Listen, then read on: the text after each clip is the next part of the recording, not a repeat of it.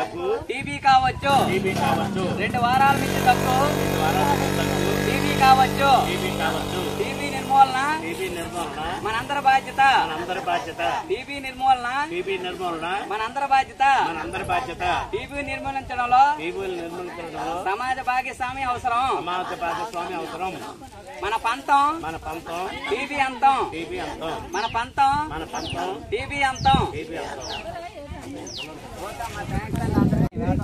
ఈరోజు ప్రపంచ టీబీ దినోత్సవాన్ని పురస్కరించుకొని, టీబీ అంటే క్షయ వ్యాధి.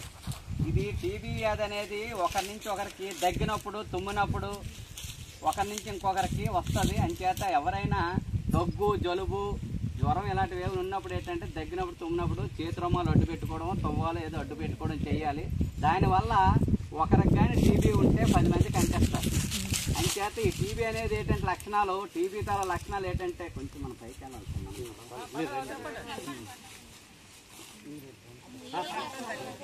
ఈ టీబీ తాలూకు లక్షణాలు ఏంటంటే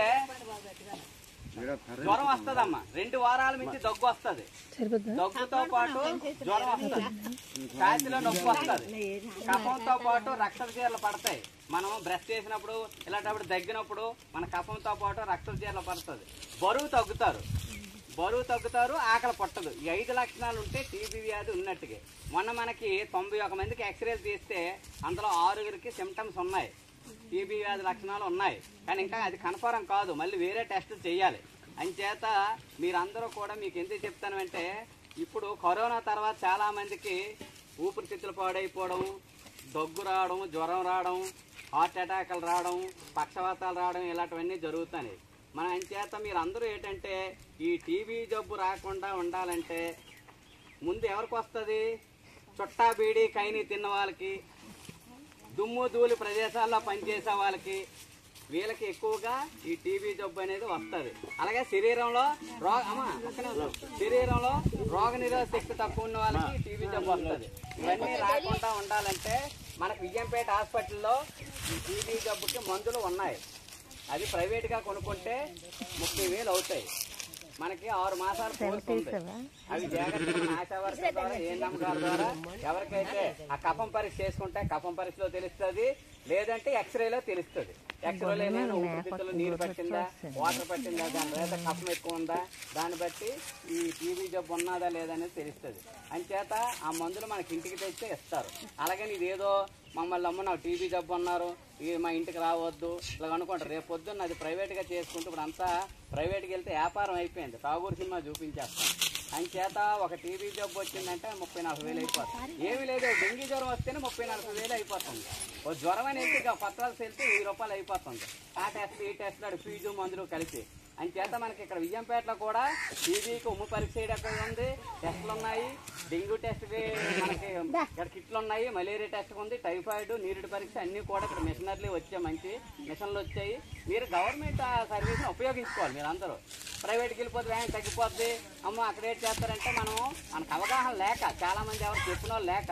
అంచేత మనం ఉన్నంతలో ఇక్కడ విజయంపేటలో 2 డాక్టర్లు ఉన్నారు, స్టాఫ్ ఉన్నారు, అందరూ ఉన్నారు. దాన్ని మీ ఆ సర్వీస్ మీరు అందరూ ఉపయోగించుకోవాలి.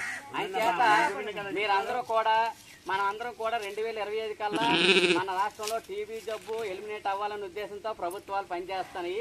ఎవరైతే టీబీ మందులు వాడతారో వాళ్ళకి 6 మాసాలు వాడినందుకు నెలకు 500 రూపాయలు మోడీ గవర్నమెంట్ 500 రూపాయలు మీ బ్యాంక్ అకౌంట్ వేస్తుంది. ఎందుకంటే ఆ టీబీ జబ్బు ఉన్న వాళ్ళు పాలు తాగడానికి, గుడ్డు పళ్ళు కొనుక్కోవడానికి నెలకు 500 రూపాయలు అకౌంట్లో కూడా వేస్తుంది అనమాట. అంచేత ఇవన్నీ పథకాలు ఉన్నాయి. మీరు ఏదో ఫోటోకి ఏదో వచ్చాము, ఫోటో తీసాం, చాలా మంది తెలియదు. మన ఊర్లో కూడా 2-3 కేసులు మింగించారు, మందులు మింగుతాండ్రు. ఆ పేరు మన బయటికి చెప్పకూడదు, చెప్తే నా పేరు చెప్పారు అంటారు. అదేం కాదు, అందరికి ఒక్క శరీరంలో టీబీ క్రిములు ఉంటాయి. అది బయట పెడితేనే తెలుస్తుంది ఎవరు దీంట్లో స్థితిలో ఏదో ఉన్నారు.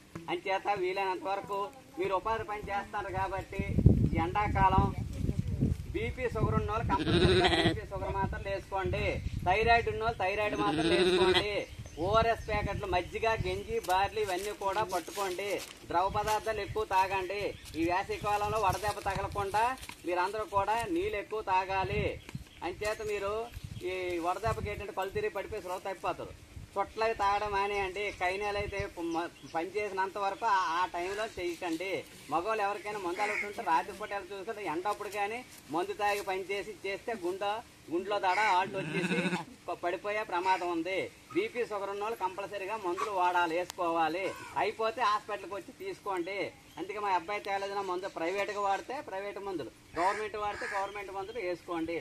ఇవన్నీ వాడకపోతే తర్వాత ఇబ్బంది పడతారు ఆరోగ్యం పట్ల. ఎందుకంటే ఇప్పుడు ప్రతి ఒక్కరికి గ్యాస్ట్రిక్, బీపీ, షుగర్ కామన్ అయిపోయింది. అవన్నీ మందులు జాగ్రత్తగా వాడితేనే మనం ఎంత మీరు అందరూ రాత్రి కష్టపడి ఆ డబ్బులు కూటు గురించే కదా ఎందుకు చేస్తాం. మన ఆరోగ్యం బాగుంటే మీరు చేయగలరు, ఆరోగ్యం బాగోలేదు మీరేం చేస్తారు.